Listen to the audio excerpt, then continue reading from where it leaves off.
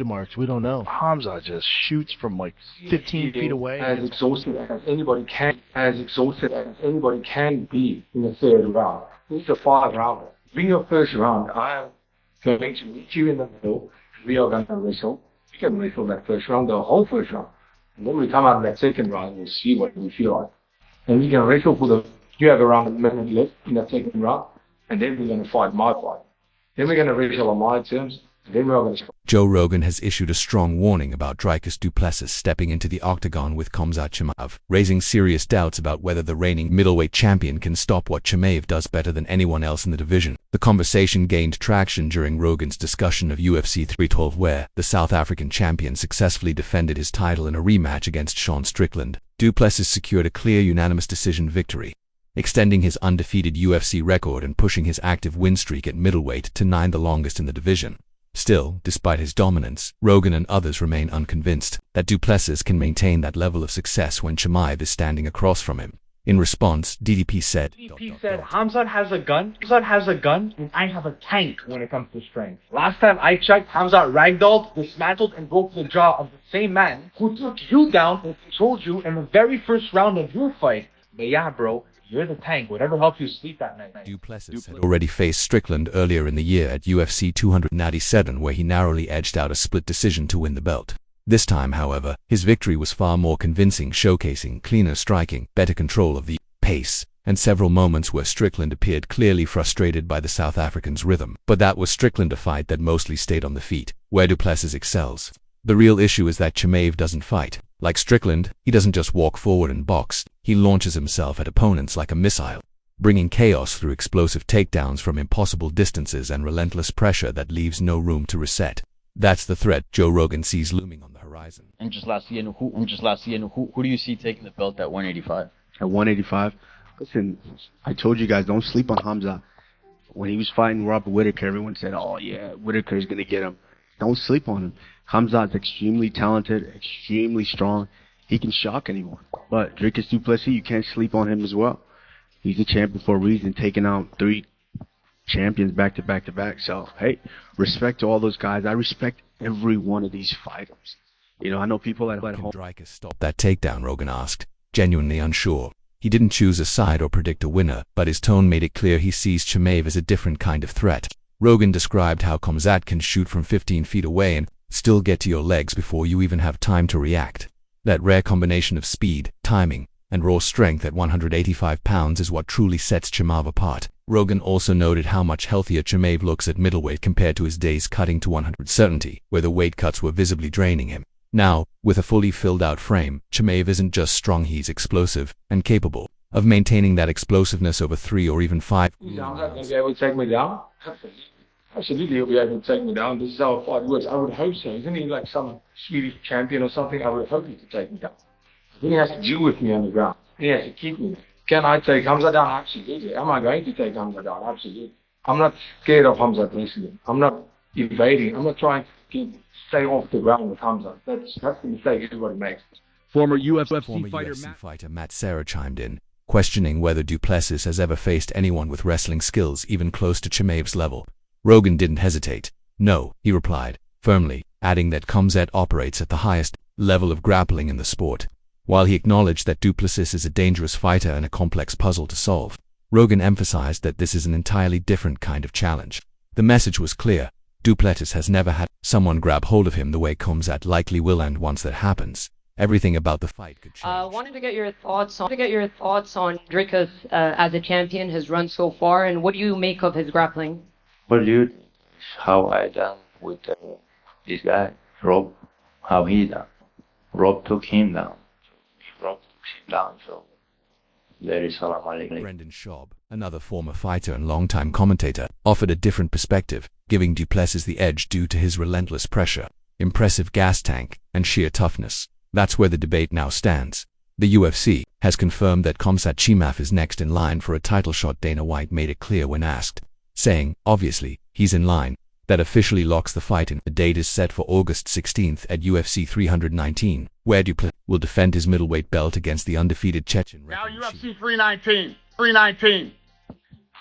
We're returning to the United Center. in Chicago, Illinois, August 16th for the first time in 6 years. In the main event, the middleweight champion, Dricus Du Plessis, will defend his belt against Khamzat Chimaev. Dricus' last 4 wins have come over former champs Sean Strickland, Israel Adesanya, and Robert Whittaker. He hasn't lost in 7 years. 20. Chael Sonnen added his voice to the build-up, spotlighting a bold challenge issued by Du Plessis and his coach, Morn Visder. According to Sonnen, the South African team offered Chimaev $10,000 for every successful takedown he can land during the fight. This isn't just a financial gimmick, it's a statement. They genuinely believe Chimaev won't be able to take Du Plessis down. And if he can't, what does that fight look like? Sonnen flipped the question, wondering whether Chimaev can win a stand-up battle if his wrestling advantage is neutralized. It's a fair point. While we've seen Chimaev strike effectively, dropping and finishing opponents with his hands, there's still a strong consensus in the MMA world that his greatest strength lies in his wrestling and ground control, not in trading punches on. Do you want to, go after these title defense records? Do you want double champ status? What do you ultimately want your reign to be? Yeah, listen, I want to do what is expected, because do I want double champ status? Absolutely. But I'm willing to earn that. If there's contenders that make sense, I don't want to fight contenders that doesn't make sense. Fighting Israel Adesanya makes sense. Fighting guys that deserve. Do you want to chase title defense records? Do you want double champ status? What do you ultimately want your reign to be?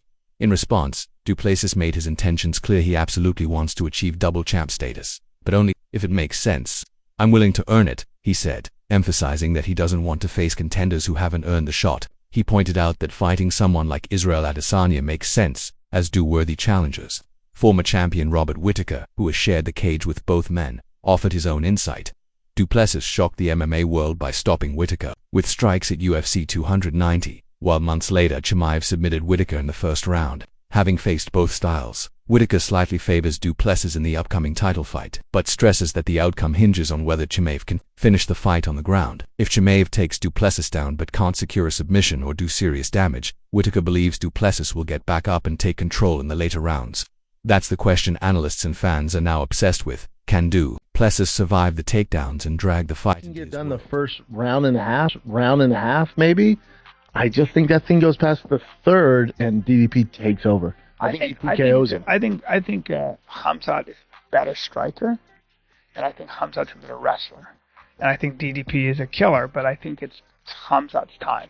Could be totally off on Khamzat. He's a minus 200. Dude, take money. Really? You got DDP? Yes. Especially as a dog. I figured it'd be the favorite. I figured DDP would be like a minus 150. There's a growing narrative that this fight will finally answer long-standing questions about both fighters. For Chimaev, it's an opportunity to truly establish himself as a legitimate middleweight contender. While he's had dominant performances at welterweight and a quick submission win at 185, injuries and matchmaking delays have kept the title just out of reach. For Du Plessis, it's a chance to solidify his reign and silence critics who view him as a tough brawler rather than a complete mixed martial artist. That's where the real pressure lies. If Chimaev can exploit Du Plessis on the ground, the belt could slip away. We have a message for Khamzat Chimaev. I'll see you when I see you. I think he tweeted something. He actually tweeted, because when his tweets make sense, it's his agent, and when it's just like random English words in a certain, it's him, and he said this fight shit fight. Yeah. This fight, yeah. Well, I mean, trying to get to a fight, couldn't get the welterweight title, definitely not getting the middleweight title. Like, talk about a waste of potential. What makes this matchup even more compelling is the stark contrast in styles and backgrounds. Du Plessis fights with controlled chaos. He throws unorthodox combinations, maintains a relentless pace, and systematically wears his opponents down. He's strong in the clinch and underrated on the ground, but he's never faced someone who weaponizes wrestling like Khamzat Chimaev. Chimaev, in contrast, doesn't allow fights to settle. From the opening bell, he forces the action, often lifting opponents off their feet and dragging them into uncomfortable, chaotic territory where their composure begins to unravel. If he can do that to Du Plessis, the champion's cardio and toughness will be tested like never before inside. And Dricus fighting for the belts in just over a month's time. What are your initial thoughts on that matchup, stylistically? Oh, so honestly, I have to say Dricus would be a favorite. He probably is a favorite, but I think I'm leaning towards Dricus. Question the whole thing can be summed up. Chimaev will take him down. Yeah. Will he finish him before he gets back up? That's the $1 million question. Because if he doesn't finish him on the ground, I think he loses. But this matchup is also a cultural clash in many ways. Du Plessis has fully embraced his South African roots, proudly speaking about his heritage in fighting, with the spirit of a man who believes he's carrying an entire nation on his shoulders. Chimaev, representing his Chechen identity and backed by close ties to high-profile figures from the region, fights like he's constantly proving something to his people. Both men carry a sense of responsibility that extends far beyond personal ambition.